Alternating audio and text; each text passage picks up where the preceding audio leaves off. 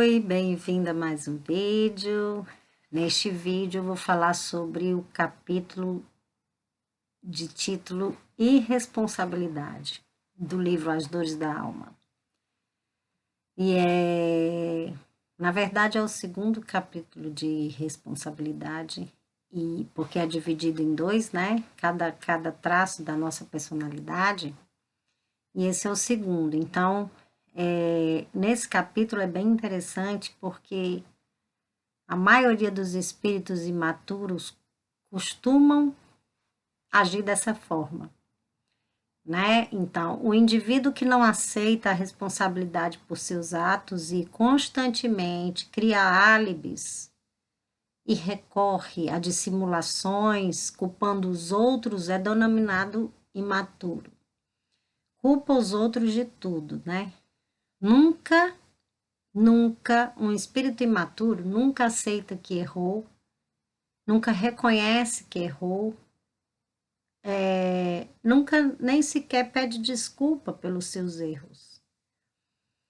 Então, nosso modo de pensar atrai nossas experiências. Então, tudo que você pensa, geralmente, atrai o que você experiencia, né? Então, pois pensar é um contínuo ato de escolher.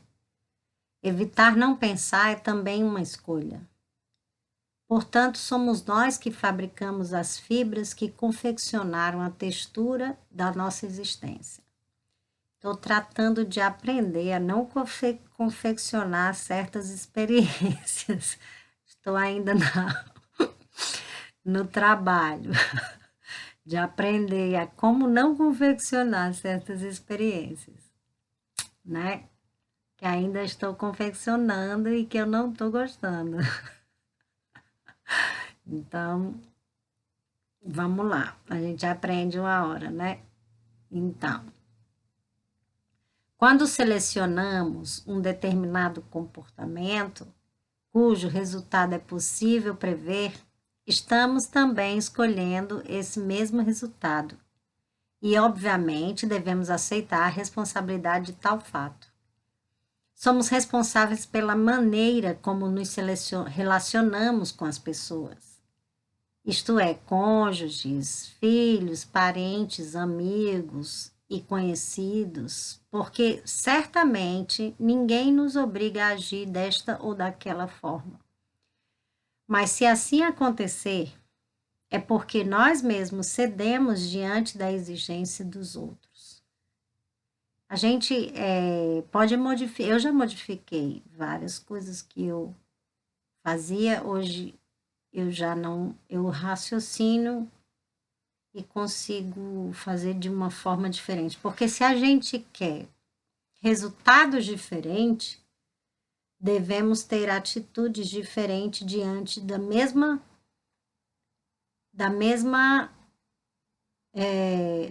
problema. Porque a vida continua nos dando repetidamente certas experiências para que nós possamos, na mesma experiência, né, que não é a mesma, mas vem de uma forma parecida, para que nós hajamos de uma forma diferente. Porque nós só aprendemos, só temos oportunidade de aprender quando nos acontece a mesma coisa, né? Então, quando acontece a mesma coisa que nos aconteceu no passado e nós agimos de forma diferente, a gente tem a oportunidade de aprender e evoluir, porque a gente vê que se agimos de forma diferente, temos resultados diferentes. Então, você só tem a oportunidade de botar em prática, né, essas atitudes diferentes, se vier da mesma maneira para você experienciar, né? E eu tenho feito alguns testes, né? Não vou dizer que é fácil, porque não é fácil,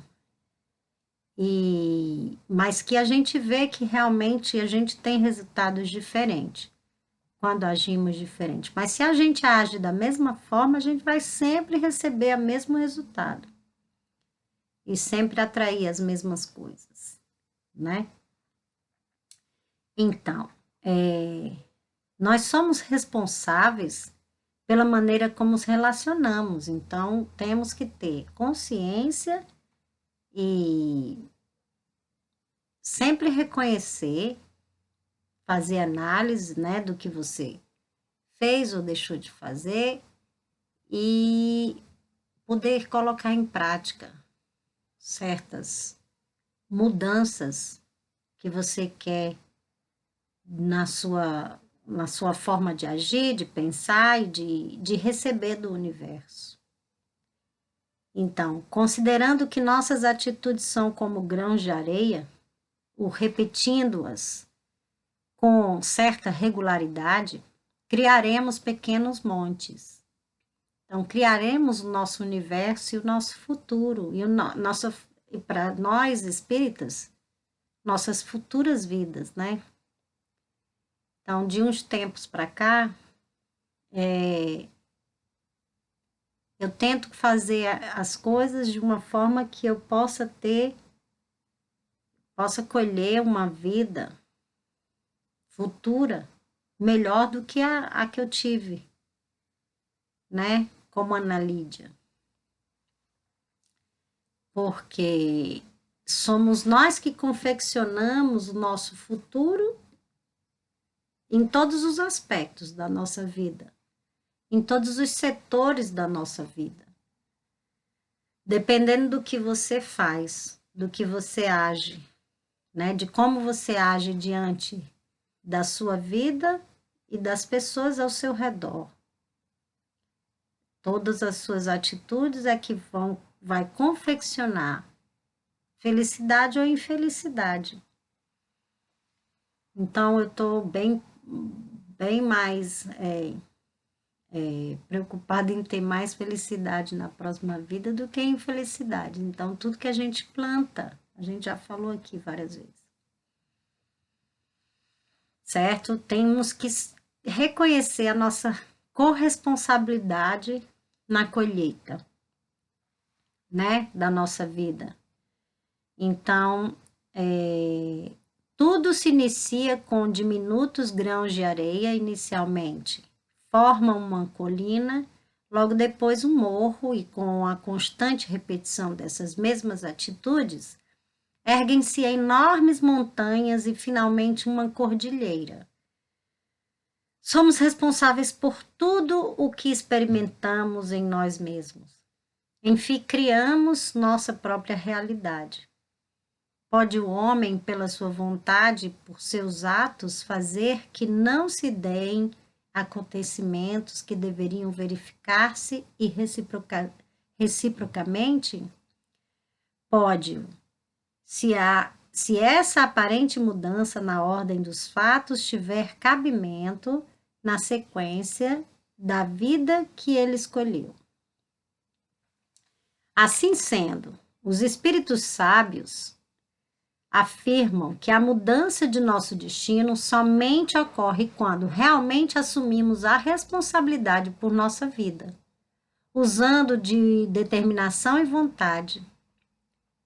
Essa transformação, entretanto, não é realizada de um momento para o outro, ou mesmo não se trata de um simples querer caprichoso.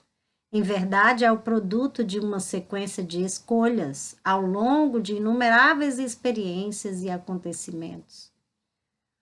A gente tem um livre-arbítrio e tem escolhas todo o tempo da nossa vida, em todos os momentos e em todos os setores das nossas vidas. A gente pode escolher fazer o bem ou fazer o mal, né? Em todos os momentos. E não é fácil escolher pensando nos outros, porque as pessoas estão tão acostumadas achando e vivendo no egoísmo, mas mais por ignorância, porque achando que o egoísmo tá te beneficiando, porque já tá dizendo, né? Só pensa em si mesmo. Mas no fundo, no fundo, a ignorância é tanta que você não está pensando em si mesmo. A partir do momento que você reconhece que você pensando no outro é que você estará pensando em si mesmo, há uma grande mudança, porque quando você atinge o outro, você atinge duplamente a si mesmo, certo? E essa é a grande mudança. Então, eu me preocupo imensamente, devemos nos preocupar imensamente em como a minha atitude vai atingir ao outro, porque se eu atingir o outro, os estilhaços da bala vai bater todos em mim, né? Entendeu? Então, tudo que a gente faz é sequências de escolhas, certo? São consequências das nossas escolhas. Tudo que acontece com a gente. Então, o indivíduo que não aceita a responsabilidade por seus atos e constantemente cria álibis e recorre a dissimulações, culpando os outros, é denominado imaturo. O homem adulto se caracteriza pelo fato de que ele próprio delimita seu código de conduta moral. Já alcançou um certo grau de independência interior e faz seus julgamentos baseados em sua autonomia. Os amadurecidos atingiram um bom nível de relacionamento consigo mesmos e, consequentemente, com os outros. É como eu disse, quando você tem um bom relacionamento com o outro, é o mesmo que dizer que você tem consigo mesmo. Por isso, resolvem facilmente tanto os conflitos internos como os externos. Dessa maneira, assumem as responsabilidades que lhe competem e estão despertos para a realidade.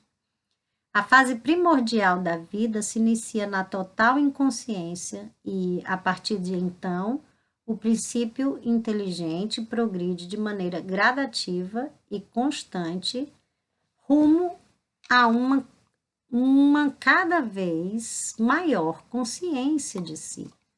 Isto é, a crescente iluminação de suas faculdades e atividades íntimas. As criaturas começam a notar primeiramente os princípios que lhes parecem vir de fora. E depois, no decorrer de seu progresso espiritual, percebem que tudo se encontra em sua intimidade. Não é o mundo que se transforma. O que acontece é que elas mudam de níveis de consciência, alterando o mundo em si mesmos. O mundo não, assim, o mundo físico mesmo, em realidade, não houve mudança nenhuma. Mas realmente, quando a gente modifica uma mínima coisa que seja em nós mesmos, literalmente para nós, a forma que a gente vê o mundo, a forma como a gente vê as pessoas, passa a ser completamente diferente.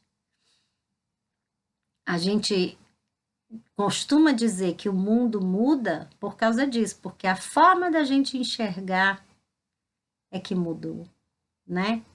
Então, em virtude disso, o emérito pensador e escritor espírita Leon Denis resumiu e estruturou de modo coerente e homogêneo que o psiquismo dorme no mineral, sonha no vegetal, sente no animal, pensa no hominal e, por fim, atinge vasta habilidade intuitiva na fase angelical, dando prosseguimento a seu processo evolutivo pelo universo infinito.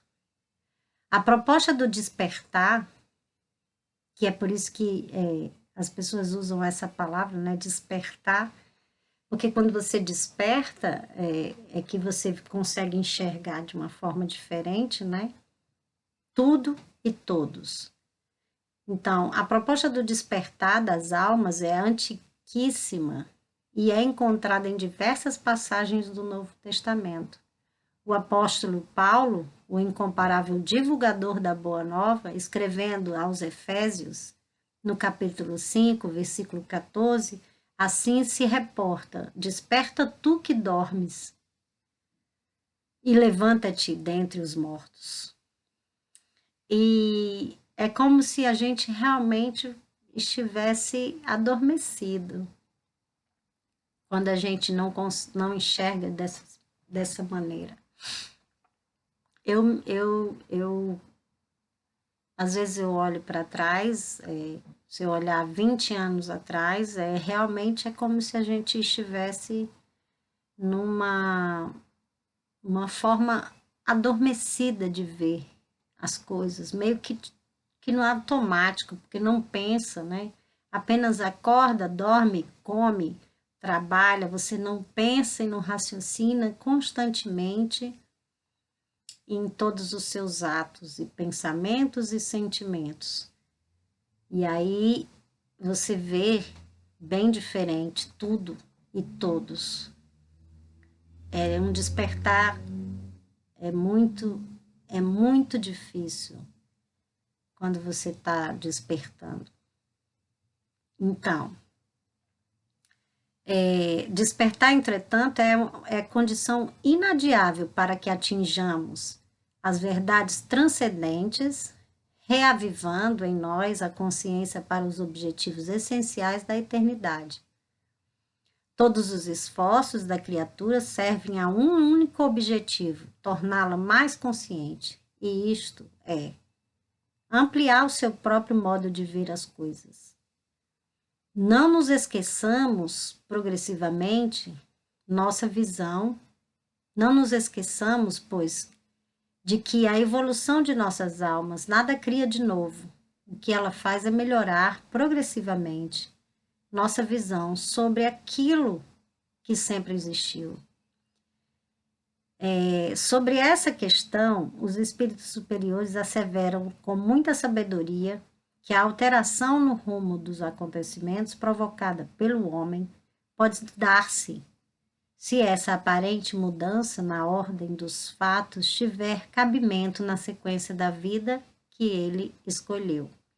Portanto, não poderá haver maturidade vivencial sem que o indivíduo se conscientize plenamente de seu livre-arbítrio e de que tudo o que sofre, goza, percebe e experimenta nada mais é do que o reflexo de si mesmo.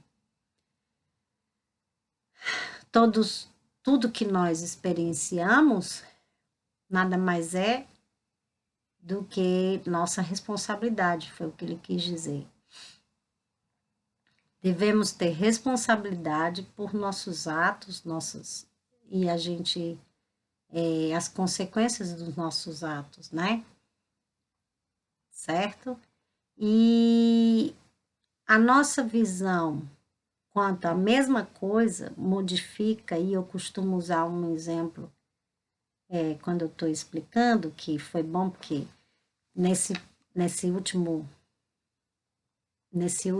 parágrafo, né, sobre essa questão, os espíritos superiores asseveram com muita sabedoria que a alteração no rumo dos acontecimentos provocada pelo homem pode dar-se se essa aparente mudança na ordem dos fatos tiver cabimento na sequência da vida que ele escolheu. Certo? Então, quando diz aqui que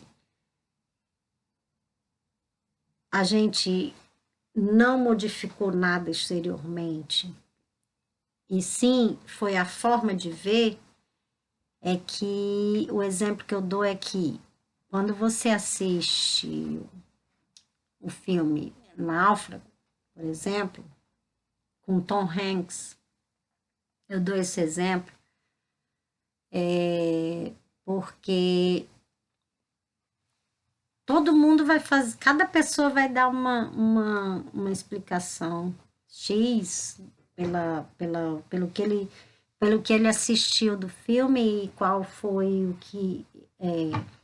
a ideia que ele tirou do filme, mas para eu explicar o que o conhecimento faz com que você mude a sua percepção sobre um mesmo objetivo, um mesmo objeto, no caso seria o filme, é que existe uma teoria da psicologia que diz que um ser humano é incapaz de viver sozinho, certo?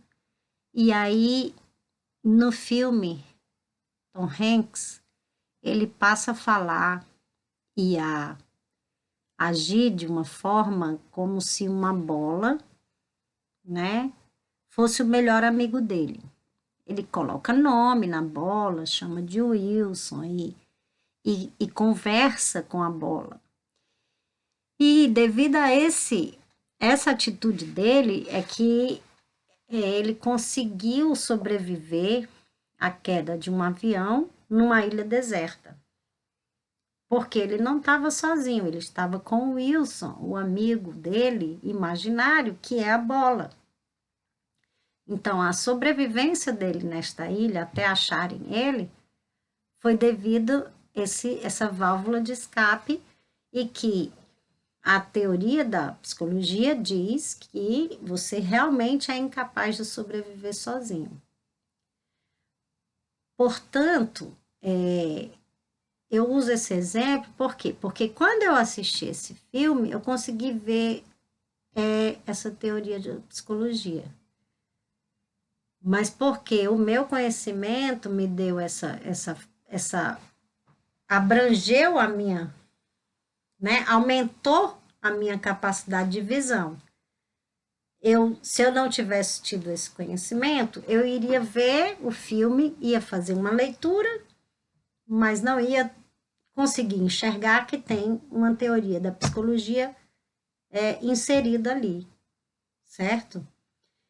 Quando a gente abrange a nossa mente, é quando você aumenta a sua capacidade de visão, é que você tem várias formas de leitura, porque cada vez mais, você desperta para mais uma forma de ver dentro do mesmo objeto de estudo, vamos dizer, certo? Então, é assim que a gente vê. O mundo, ele continua sendo o mesmo, mas a partir do momento que você aumenta a sua capacidade de visão, você aumenta os seus conhecimentos, principalmente espirituais, você consegue ver muito mais além do que você via há 10 anos atrás, por exemplo. Entendeu? A maturidade espiritual, o despertar espiritual, nos possibilita isso. Aumentar a nossa capacidade de visão e de entendimento. Então, espero que eu tenha esclarecido mais este capítulo e obrigada por terem vindo e até o próximo vídeo. Espero que tenham gostado.